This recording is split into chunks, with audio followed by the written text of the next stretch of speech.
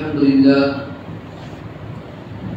لله وكفى وسلام على عباده الذين اصطفى أما بعد فقد قال الله تبارك وتعالى في كلامه المجيد والفرقان الحميد فأعوذ بالله من الشيطان الرجيم بسم الله الرحمن الرحيم أم كنتم شهداء إذ حضر يعقوب الموت إذ قال لبنيه ما تعبدون من بعدي قالوا نعبد إلهك وإله آبائك إبراهيم وإسماعيل وإسحاق إلها واحدا ونحن له مسلمون صدق الله العظيم. میرے محترم بھائی بزرگ اور دوستو، تقریباً 2 ہفتے سے آپ حضرات کی خدمت میں تربیت اولاد کے متعلق، اولاد کے حقوق کے متعلق کچھ باتیں عرض کر رہا تھا. گزشتہ ہفتے بھی یہ بات میں نے عرض کی تھی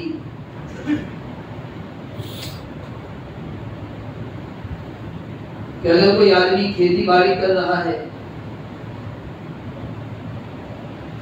تو کھیتی باڑی کرنے سے پہلے، آم وغیرہ کے درخت کو اگانے سے پہلے یہ دیکھتا ہے کہ زمین کیسی ہے.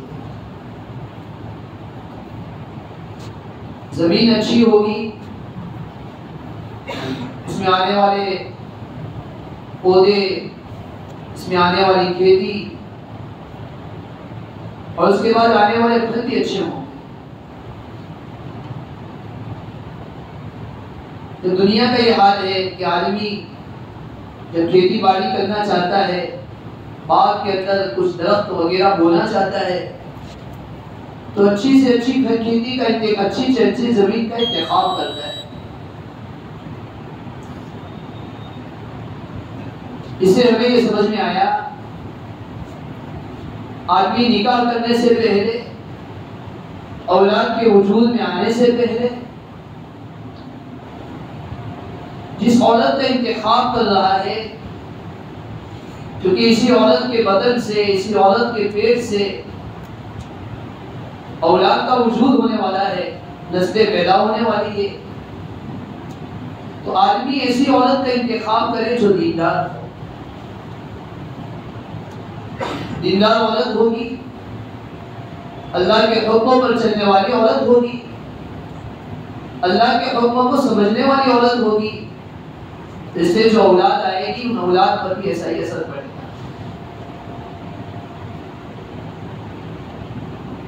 اور دوسری چیز، آدمی جب باغ میں پودے لگاتا ہے، کھیتی باڑی کے لیے اچھی سے اچھی زمین کا انتخاب بھی کر لیا، اس کے بعد کھیتی باڑی کرنے والی کی فکر یہ ہوتی ہے کہ میں اس کے اندر اچھے سے اچھا کھاد ڈالوں، اچھے سے اچھا پانی پلاؤں، اس لیے کہ اچھا پانی جائے گا تو آنے والے پھل بھی اچھے ہوں گے، کھیتی بھی اچھی رہے گی. اسی طرح ہر شادی کرنے والے مرد کے لیے،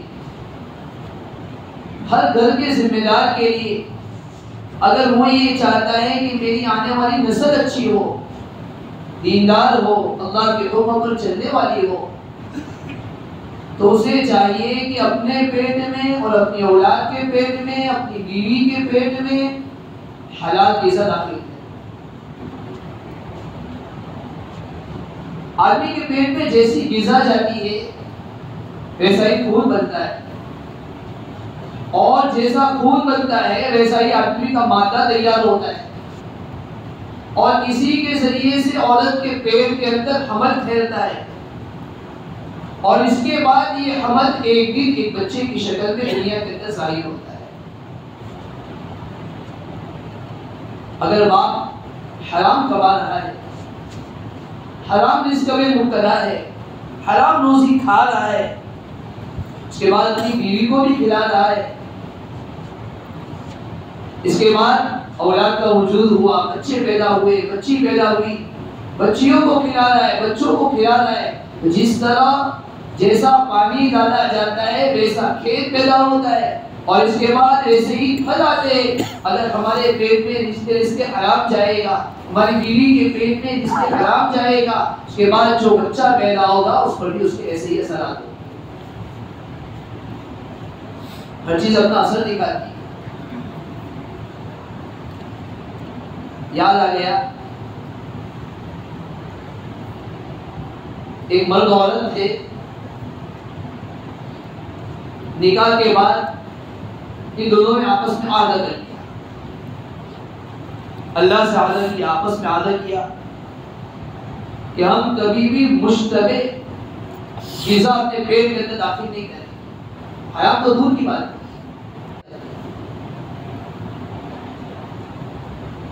کچھ وقت گزرا، اس کے بعد ان کے یہاں بچہ پیدا ہوا۔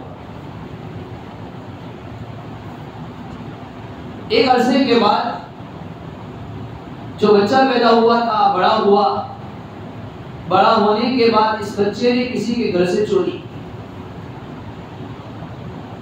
مقدمہ دائر ہوا اور یہ فیصلہ کیا گیا کہ اس بچے کا ہاتھ کاٹ دیا جائے گا، اور اس بچے کا ہاتھ کاٹ دیا گیا۔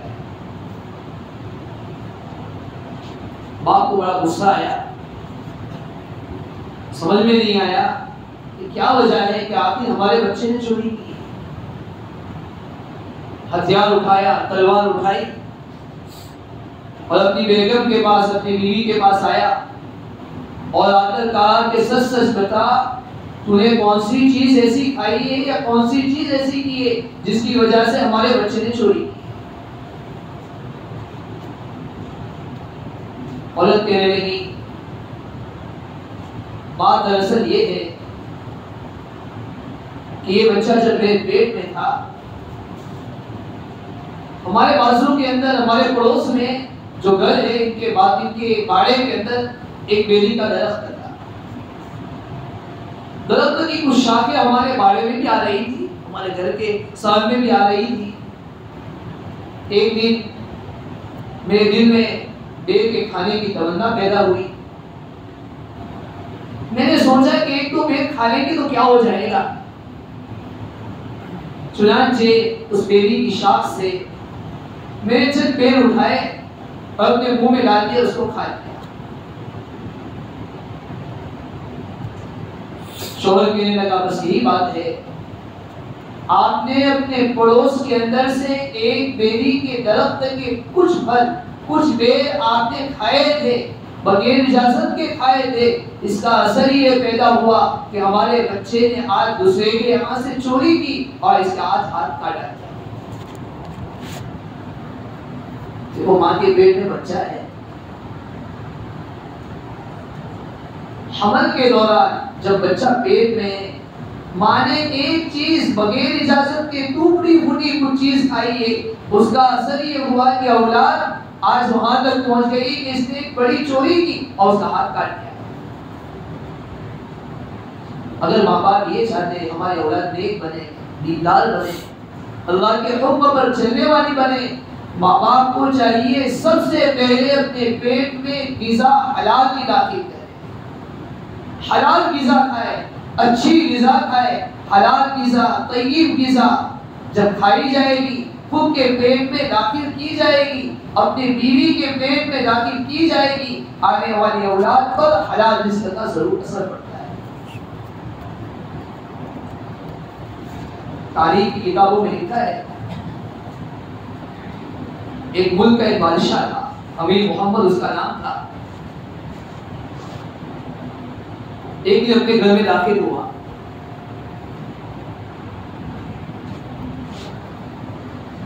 بیگم نے دیکھا کہ بادشاہ کا چہرہ اترا ہوا ہے، چہرے پر اداسی چھائی ہوئی ہے۔ عورت کہنے لگی کہ کیا بات ہے کہ آج آپ کا چہرہ غمزدہ ہے، چہرے پر غمی کے اثرات ہے، کیا وجہ ہے؟ شوہر بادشاہ کہنے لگا کیا دو غم کی خبر پہنچی ہے، اس کی وجہ سے میرا چہرہ اداس ہو چکا ہے۔ بیگم کہنے لگی کیا ہوا ہے؟ شوہر کہنے لگا کہ ہمارے ملک پر کسی نے حملہ کیا ہے اور میں نے مقابلے کے لیے اپنے بیٹے کو شہزادے کو بھیجا. کچھ وقت کے بعد یہ خبر آئی کہ شہزادہ پیٹ پھیر کر بھاگا ہے, شہزادے کو شکست حاصل ہوئی ہے. مجھے دو غم لاحق ہو گئے. ایک غم تو یہ کہ ہمارا ملک ہمارے قبضے سے دشمن کے قبضے میں چلا جائے گا, اور اس سے بڑا غم یہ ہے کہ ہمارا شہزادہ پیٹ پھیر کر بھاگ رہا ہے, اسے شکست نصیب ہوئی. یہ میرے اوپر بہت بڑا غم ہے, بہت بڑا میرے اوپر داغ ہے. لوگ یہ کہیں گے کہ بادشاہ کا بیٹا شہزادہ دشمن کے مقابلے میں پیٹ پھیر کر بھاگا ہے. لوگ مجھے تانا دیں گے, یہ تانا مجھ سے برداشت نہیں ہو سکے گا, اور یہ داغ میرے اوپر ہمیشہ کے لیے لگ جائے گا کہ بادشاہ کا بیٹا بڑا بزدل ہے, دشمن کے لیے ان کے ساتھ مقابلہ کرنے کے لیے گیا, شکست نصیب ہوئی, واپس پیٹ پھیر کر بھاگ رہا ہے. ان دو خبروں کی وجہ سے میں پریشان ہوں اور میرے چہرہ غمگین ہے, میرے دل پر غم پہنچا ہے. جب عورت نے بات سنی, عورت نے کہا کہ یہ آپ کی خبر غلط ہے, یہ ہو ہی نہیں سکتا ہے. میرا بیٹا کبھی پیٹ پھیر کر بھاگ ہی نہیں سکتا ہے, آپ کو جو خبر پہنچی وہ غلط ہے. بادشاہ کہنے لگا, شوہر کہنے لگا, کیسے خبر غلط ہو سکتی ہے؟ اس وقت کے جو پرچہ نویس ہے, جو اخبار وغیرہ لکھنے والے, ان کی طرف سے خبر پہنچی ہے. عورت نے کہا خبر جھوٹی ہے. شوہر کہنے لگا, بادشاہ کہنے لگا, میرے خاص وزراء کی جانب سے. شوہر نے کہا, عورت ذات اس کو کیسے سمجھایا جا سکتا ہے؟ ان کو سمجھانا بہت مشکل ہے. ایک شوہر وہاں سے چلا. ایک وقت کے بعد یہ بادشاہ سلامت واپس اپنے گھر میں داخل ہوا. چہرہ خوشی سے چمک رہا ہے, چہرے پر خوشی کے اثرات ہے. بیگم صاحبہ نے, عورت نے کہا کہ کیا بات ہے کہ آج آپ کا چہرہ خوشی سے بہت چمک رہا ہے, بہت خوش نظر آ رہا ہے. بادشاہ نے کہا, بات دراصل یہ ہے کہ آپ نے جو کہا تھا بالکل سچ ثابت ہوا. ہمارا بیٹا پیٹ پھیر کر نہیں بھاگا ہے, ہمارے بیٹے کو فتح نصیب ہوئی ہے. ہمارے بیٹے نے دشمن کا مقابلہ کیا, انہیں بھگایا ہے, اور ہمارے ملک والوں کو, ہمارے ملک کو, ہمارے شہزادے کو فتح نصیب ہو.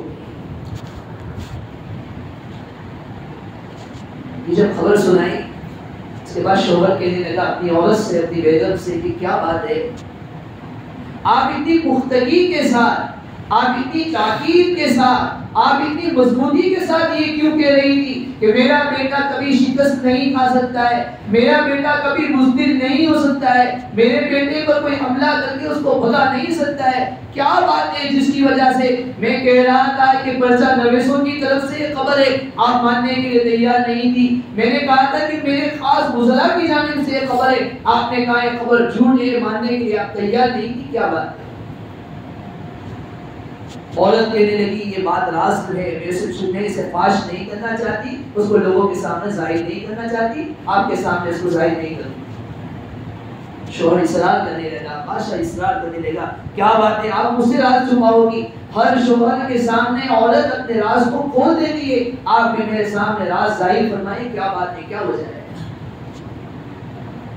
عورت کہنے لگی, ایک راز تھا جو آج تک میں نے کسی کے سامنے کھولا نہیں تھا, آپ کے سامنے کھول نہیں. بادشاہ متوجہ ہو گیا, کان لگا کر سننے لگے کہ کیا بات ہے. عورت کہنے لگی, بات دراصل یہ ہے, جب آپ کا بیٹا, میرا بیٹا میرے پیٹ میں تھا, میں نے اللہ سے عہد کیا تھا کہ اپنے پیٹ میں حرام تو دور کی بات, کوئی مشتبہ غذا اپنے پیٹ کے اندر کبھی بھی داخل نہیں کروں, حلال رزق کھاؤں گی, اور حلال رزق سے میرے پیٹ میں جو بچہ ہے, حلال رزق سے, طیب رزق سے, اچھے رزق سے, اچھی غذا سے خود کھاؤں گی, اور اسی سے میرے بیٹے کے اندر پرورش ہوگی, اسی سے اس کی نشر ہوا ہوگی. بلکہ میری حالت یہ تھی کہ آپ کی سلطنت سے جو پیسے ملتے تھے, آپ کی حکومت کی جانب سے جو پیسے ملتے تھے ان پیسوں کو میں استعمال نہیں کرتی تھی، بلکہ اپنے گھر میں رہتے ہوئے کچھ ٹوپیاں بنایا کرتی تھی، کچھ اپنے ہاتھ سے کچھ کمایا کرتی تھی، اور اس سے جو پیسے آتے تھے، جو رقم آتی تھی، اسی سے کچھ کھانا خریدتی تھی، اسی سے کچھ کھانا گھر میں لاتی تھی اور اسی کو اپنے پیٹ میں داخل کرتی تھی۔ سلطنت اور حکومت کا ایک پیسہ بھی اپنے پیٹ میں داخل نہیں کرتی، حلال رزق کھاتی۔ جب یہ بچہ پیدا ہو گیا، 9 مہینے گزر گئے، جب اس کی دودھ کی مدت شروع ہوئی، جب تک یہ بچہ دودھ پیتا تھا، تقریباً 2 سال تک میرا یہ معمول رہا، میں نے اپنے پیٹ میں حرام غذا کو داخل نہیں کیا، مشتبہ اور شبہ والی رزق کو بھی اپنے پیٹ میں داخل نہیں کیا۔ جب بچہ بھوکا ہوتا تھا، اسے دودھ کی ضرورت پڑتی تھی، میں خود دودھ پلاتی تھی، کسی اور عورت کے سپرد نہیں کرتی تھی۔ حالانکہ پہلے زمانے میں لوگوں کا عام رواج ہوا کرتا تھا کہ اپنے بچوں کو گاؤں وغیرہ کے اندر دودھ پینے کے لیے رکھ کر آتے تھے۔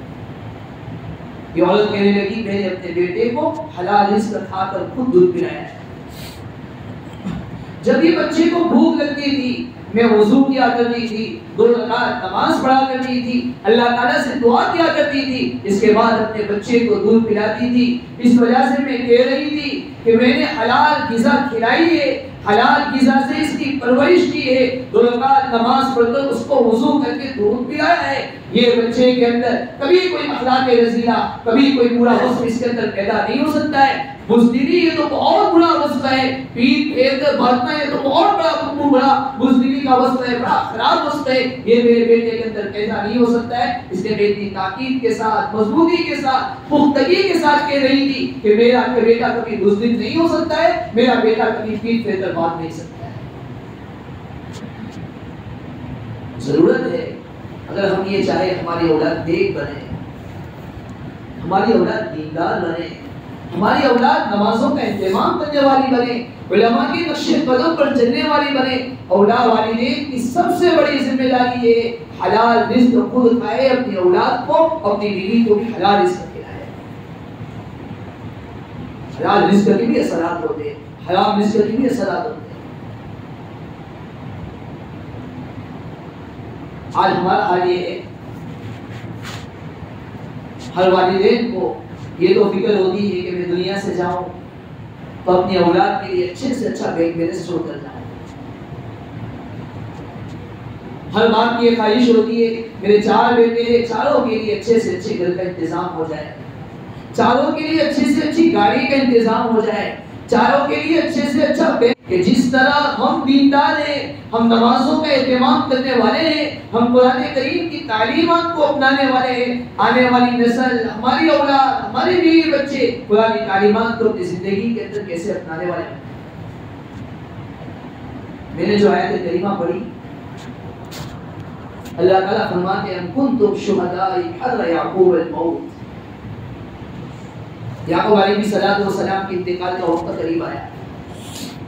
دیکھو یعقوب علیہ السلام اللہ کے نبی تھے، ان کے والد حضرت اسحاق علیہ السلام اللہ کے نبی ہے، یعقوب علیہ السلام کے چچا حضرت اسماعیل علیہ السلام اللہ کے نبی ہے، اور یعقوب علیہ السلام کے دادا حضرت ابراہیم علیہ السلام بھی اللہ کے خلیل اور اللہ کے نبی ہے۔ تو پورا نبوت والا گھرانہ ہے، جن کی 3 پشتوں 4 پشتوں حضرت یعقوب علیہ السلام کی اولاد میں حضرت یوسف علیہ السلام بھی اللہ کے نبی، 4 پشتوں تک نبی کا سلسلہ چل رہا ہے۔ لیکن سب کے باوجود جب یعقوب علیہ السلام کے انتقال کا وقت قریب آیا، اپنے 12 بیٹوں کو اپنے پاس بلایا اور بلا کر کیا کہا؟ اذ قال لبنیہ ما تعبدون من بعدی، اپنے بیٹوں سے کہنے لگے میرے بیٹے میرے بعد تم کس کی عبادت کرو گے؟ آج میرا اور آپ کا انتقال کا آخری وقت ہو، کسی کو پتہ چل جائے کہ میری زندگی کے اوقات اب ختم ہونے والے ہیں، میری مرنے کی وقت اور گھڑی قریب آ گئی ہے، ہم یہ سوچتے ہیں اپنے اولاد کو جمع کریں گے، سوچیں کہ میں نے تمہارے لیے 4 زمینیں چھوڑی ہے، 4 بنگلے چھوڑے، 4 گاڑیاں چھوڑیے، لڑنا مت فلاں کے لیے، فلاں کے لیے، فلاں کے لیے۔